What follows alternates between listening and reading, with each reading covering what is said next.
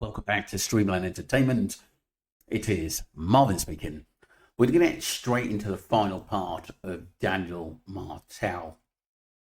Exclusive interview with DT the Show.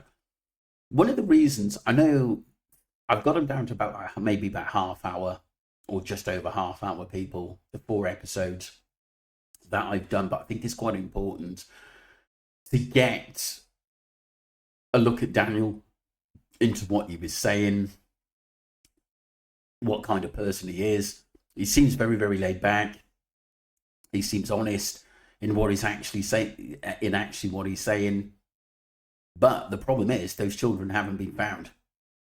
So he's going to continue to be a little bit of a suspect, even though he hasn't been convicted of anything, because we don't know what happened to these children. And he doesn't seem to know either. But I do think that his ex, the mother of the baby, she knows Malaya. She knows a hell of a lot more that I think than what she's letting on, and she's the one. I think sometimes the quiet ones, you find out they know more than anybody else. So let's get straight into this final part, people. But like I said, at least then all aspects are covered. Understood. Because I'm not going to get a complaint sent against or put against me just for opening up the door for her, right? Yeah. I'm really not interested in that. Yeah, no, those things can be nasty, man. Break up. But I will like air it out though. So by saying this too, there's no restraining orders against me. There's no peace bonds. There's nothing like that, right? That's good to know. That's good to know. There's no restrictions. You're a free man. You can go wherever you want. Correct? Yeah, I can go wherever I want. Some places I'm just not allowed to go to. There you go. Well, Daniel, I want to say thank you. Is there anything else that you want to get off your chest to everybody that's tuning in and watching? Anything you want to say to those that are watching? I'm going to say if anybody has information on the kids, contact your local police department, call RCMP, or you call Crime Stoppers if you have any tips or any information. I would just like people to do that. People say don't raise awareness. All these interviews I've been doing raises awareness. This is going to raise awareness. I know there's a lot of people that don't speak out for the kids, and I know I'm not the best voice for them because, you know what I mean? I'm in the spotlight and I'm attacked so much, but it doesn't stop me from speaking out. It doesn't stop me from all speaking out. I mean, I'll get attacked as much as it takes. Yeah. And it's unfortunate because some of the attacks are relentless without any evidence of anything. Mm-hmm. Oh, the amount of theories and speculation and conspiracy theories are just, it's unreal. And most of them don't hold water. Once you start breaking them down and you start going, all right, if this happened, then this would have had to have happened. But the worst thing about all these conspiracy theories and, speculation is they drive newcomers away from the case, right? Because I want to see newcomers come into the case. Mm-hmm. Hey, what's up? Real quick, I just wanted to invite you to get this Google Sheet. Because they have a fresh perspective and different angles that maybe, weren't explored yet or not thought of. Very true. And very true. That really stops them from trying to speak out because they're going to be, you know what I mean? They're going to get attacked as well or shot down just because they want to learn. They want to learn on the case, and maybe they have a perspective that's actually valid, and they never get a chance to share because they're afraid of criticism. That's true. That's true. And I think that's a big thing. That is. It is. When I've covered cases, I've been criticized by a lot for following the evidence, so to speak. In the Brian Cooper case, I followed the evidence that pointed to the right guy. Obviously, he pled guilty, and I had a lot of his supporters who started their stuff. And then even here, there's a lot of people who are focused in on some of the things that aren't relevant anymore. Like, yeah, of course. When we talked about the kids and missing, or they just completely make things up. Like, there's nothing to do with drugs. There's nothing to do with, you know what I mean? They didn't get lost in the woods, and I'm going to be the first one to ever say that. I don't think they're in the woods whatsoever. I don't think they ever were. And I feel like a dummy for wasting the first day and a half searching my ass off for then my family and friends to sit down and sit me down and say to me, Daniel, we don't think they're in the woods. And then with all the resources poured in and all the searchers' time, and they got injuries and the amount of helicopters and drones, dogs, the classified technology, like the satellites. They didn't find anything. Yeah, that's interesting that they didn't find a single thing outside of, well, they found the boot prints and the blanket. Yeah, but they still tell me that that's the only possible evidence. Yeah. And the There were blanket kids in the out there, tree, right? I mean, I'll be the first to say that too. Investigators told me straight out when I asked them if it's planted, and they said yes. when And then did I they tell didn't you push that? any further for any more information after that. And when was that? Was that like recent? Was that That was on the day that they came and the investigators came and got all Jack and Lily's belongings from the house. So that would have been like a little over 3.5 months in, closer to the 4th month. Okay, so not too long. And they know that for 100% because they reviewed all the bus footage, right, from the school buses. Mhm. Yeah. Interesting. Yeah. But that was the main thing I wanted to end it with, was just, if you have any information, come forward. All the tips are going to be reviewed. I mean, there's probably the amount of tips, I mean, that they're actually telling you is nothing compared to, I mean, all the tips are, they have so many more tips than what they're actually telling you. We'll say it like that.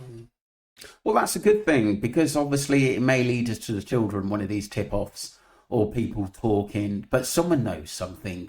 Someone's got to know something. And I still believe that lies with one of the two families, whether it's Daniel's family or whether it's Malaya's family. Interesting. Well, we'll keep I mean, I was told by investigators every time I change my profile picture on Facebook, they get hundreds of tips from that. Yeah. Yeah. So they joked around and they told me, I said, I'm going to change my Facebook profile picture. And they said, Daniel, we warn you about that. We're going to get so many tips. They just get pages and pages of tips from emails and, phone calls and stuff like that. And these folks, I think they're doing some sort of help. They're not helping the cause by doing that. All that is No, they're not. They said they get a lot of tips from the States too. So, I mean, if you live in the States, how are you calling in a tip that you've seen the kids or anything about the kids? I mean, it's pretty self-explanatory that, you know what I mean? You may not have information that's valid. Yeah. Well, Daniel, I want to thank you again for coming on and yeah, this is the first interview I actually ever did, and that's not actual a news outlet. Well, I appreciate it. Thank you so much. If anything else pops up, maybe we can do something like this again. If they're found, hopefully we can talk again about that as well. You have yourself a good night, Daniel. And thank you again. I for one believe that you guys that you're not involved. I don't think Janie's involved. I think this is a really, really unfortunate situation, and I hope the kids are found alive. I sincerely do. Yeah, me too. I mean, I hope for that every day, and I hope investigators are coming close. Yes, sir. Yes, sir. But they'll never tell me if they're coming close or not, right? So. Well, no. They'll tell you when they got an answer. If they find something or somebody and they got an arrest or they got an answer, they'll let you know when they got the answer, but they won't tell you when. Yeah, that's another thing. I want to actually explain this too. This is still considered a missing persons case because there is no charges laid, or there's no suspects that are in custody. So right now it's still a missing persons case, and it's not a criminal investigation. Yeah. Yeah.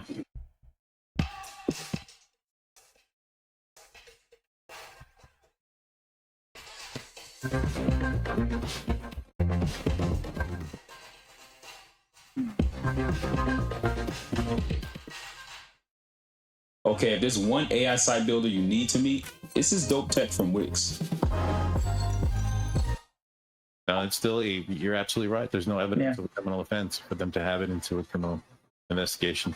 Well, Daniel, thank you so much. I'm going to go ahead and end it here. Everybody, thank you for tuning in. And so that was my interview with Daniel Martell. About an hour and 30 minutes or so. Let me know what you guys think. Hit the like button, subscribe button. I'm going to answer some of your questions and comments. I saw a few that were coming in. I know a lot of people were saying, and I saw this in my other clip of the interview that I dropped, where people were saying, oh, this is an indication of a lie. That's an indication of a lie. He's touching his face, touching this. What do you call passing a lie detector, 3 lie detector tests, polygraph tests? I would say that's an indication of somebody saying the truth as well. So, I mean, I would think that would be more reliable. So that was one of the big major clues, things that we learned. Like I said, there's a lot of things here to unpack. I know I saw a lot of people asking about the bag again, the trash bag. How did the guy know, or how did somebody know what they were going to be pulling out? That's making an assumption that the person that tore the bag knew what was inside of the bag. And then again, it was also the only bag that was inside of the trash can. And it had a hole in the side. And I've asked Daniel since the interview, and he told me that trash bag was in there for over a week. And so take that for what it is. When it comes to the blanket not being seen on camera,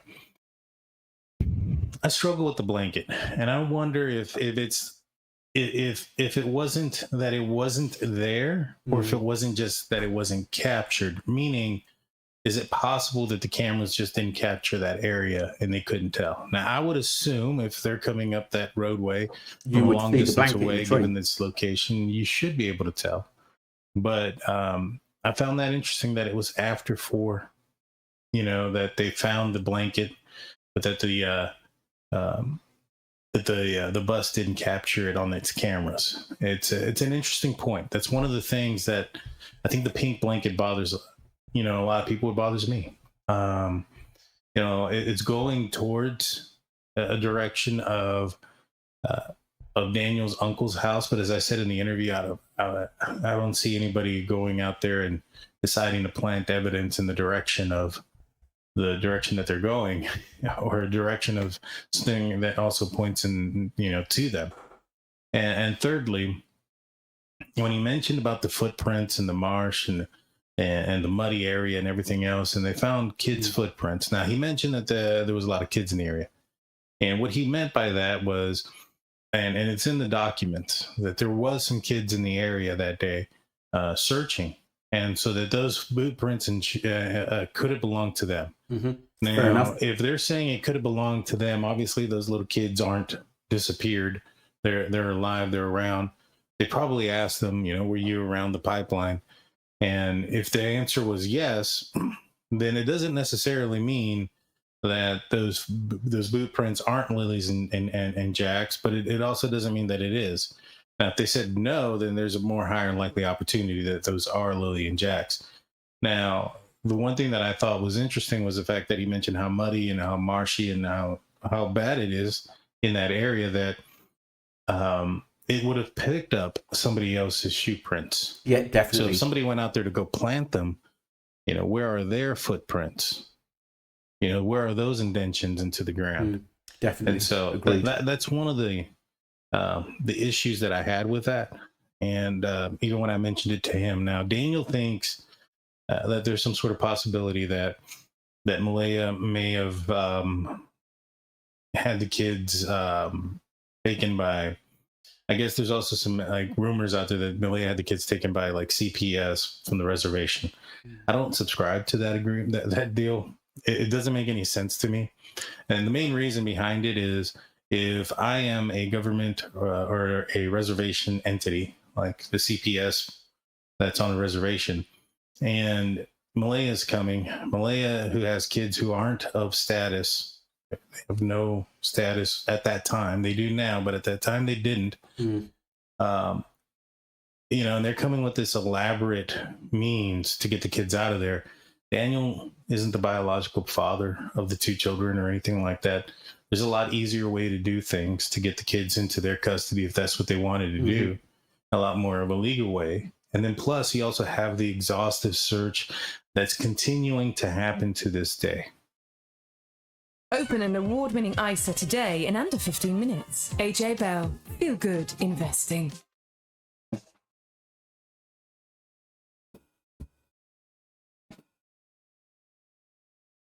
With RCMP bringing in cadaver dogs from all over the place into the area, paying a tremendous amount of money to do that. So I highly doubt that that's the case. And like I've told Daniel before, Malaya passed the lie detector test too. She cooperated. She has testified. She willingly went for the polygraph test. She turned in her phone. She allowed them to search her text messages and locations and things of that nature. So everything that they have done to clear Daniel, they've done to clear Malaya. And so I understand there's some red flags there. I understand there's some behaviors that a lot of people are looking at and saying that, well, I wouldn't have done that if I was in her shoes. And, I can't disagree with you guys on those things. I just don't want to make another victim out of somebody, just because she acts differently than what people should assume the proper way to act is, especially if she had nothing to do with it. Because when it comes down to it, did she lawyer up? No. I mean, she has a lawyer, but that lawyer's for her custody issues. And so that's a family lawyer. But she hasn't lawyered up. She has not been uncooperative. She did not deny her phone. She did not force a warrant. She did not deny taking a polygraph test or doing any of those things. She's cooperated fully with who she needs to cooperate.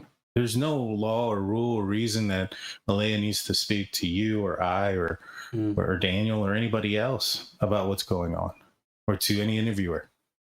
What it really boils down to is she avoiding law enforcement in their investigation?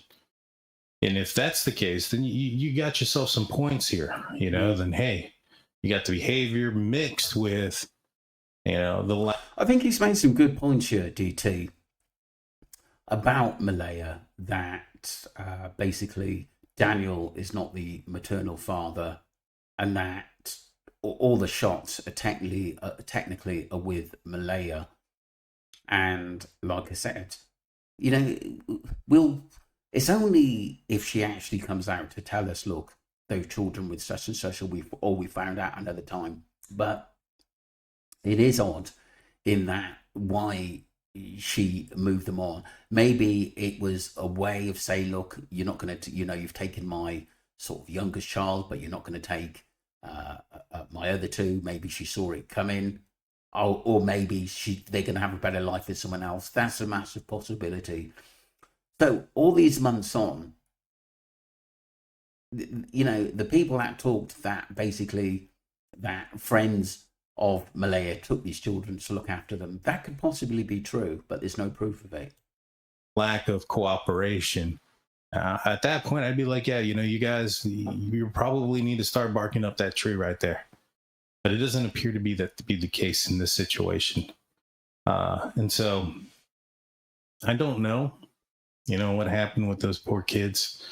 I reserve the right to follow whatever law enforcement does. It's kind of like, and that's kind of what I do on this channel is I follow law enforcement, because what they do and what they don't do are equally very important to what to expect is what's going on in the case. And a prime example of that is in the Brian Coburger case. There was a time where law enforcement was just kind of searching in the area. They gave out a perimeter for an area for cameras and things of that nature. And during that search for cameras and whatnot, they located a picture of a white Elantra, a video of it passing a convenience store. And it was coming out of the direction that was leading from out of town. After that happened, that's when law enforcement were seen outside of Moscow, Idaho, in different towns, searching for camera footage and things of that nature. So what that told me, by the power of deduction, not psychic or anything like that, just deducing things, is that up until that point, they had no idea that the vehicle left. And so that makes, that allowed me to create a route from the victim's residence outside of town that avoided cameras, that ended up being the correct route that Brian Koberger ended up taking. Now, I wasn't able to predict the route because of I'm psychic or anything like that. I don't believe in that. I was able to predict the route because of the information of what police were doing and what they weren't doing and when they were doing the things that they were doing. So once you can figure out those things and say, all right, well, if they finally know at this point that there's a possibility that this guy left town, there must not be any footage of them leaving town. So I looked at how somebody would get out of town from that neighborhood and not get captured on footage. And I found her out. There was only one. So it wasn't very difficult to predict, but it was, you just had to look at what it is that law enforcement are doing, what they're not doing, what they are doing when they're doing it, and what has happened recently that forced the change in their action or behavior. And you can kind of determine the direction of law enforcement and what they're thinking, because at the end of the day, law enforcement is the ones who have majority of the evidence. They have all the evidence. They have all of the conversations with Daniel and Malaya. They know exactly what they did, if they searched for Pathfinder, if they didn't. All those things are documented, and they all know those things. You and I, not so much. And that's just the way it is, But because we don't know things doesn't mean that we should go and make victims out of other people. Very, very true. I'm going to leave it there, people, because like I said, it is, I mean, you can watch the full episode on the DT show. It's about an hour and 55 minutes. So where are we at the moment? So basically Daniel was a suspect, should I say, but he's liaised with the police. And I don't think they actually see him as a suspect, even though I think they're still keeping an eye on him, where he goes and what he does and what he doesn't do at the end of the day. So, but like I said, they've not found anything to raise suspicion that they're problems. Do you know what I mean? I also think that Malaya, in my shoes, when I hear Daniel speak, she probably knows a lot more than what Daniel does. Because wasn't it of a morning, her mum or his mum basically turned up in a car, and she was at the near the road, as though a car had gone or something. Malaya, that was very, very odd to me. That tells me that she knows a little bit more, but maybe she doesn't want to discuss it. There is a possibility that these kids are still alive, and Daniel has already said that. I mean, it will be really, really sick now if these kids in the next few months are found unalive at the end of the day, so they could be staying with someone else. Let's just hope, because they're two beautiful kids, and they, we want the best life they can ever have. But for any young person at the end of the day, I don't think the home life was good. I mean, Daniel had said that he's got drug problems. I think Malaya's got mental health problems, and I do think those kids were a struggle for her. I do think they led life on a bit of the breadline, because Daniel only worked 1 day a week, and the rest, they were just receiving social security money. But let's just hope to God that they're found safe and well, because that would be a perfect ending. Just that someone's looking after them and they're having a good life. Let me know what you think, people. That was the DT show. Do go and subscribe to him. I thought he was brilliant there. And I thought Daniel did come across very, very honest, but people are still going to be suspicious because those children haven't been found. And what he says at the moment is just hearsay, even though he's calm, cool, collective, and talking freely. Who knows what's going to come up next in this case? Thank you very much, people. Don't forget to subscribe to Streamline Entertainment and the second channel, Streamline Investigations. Thank you.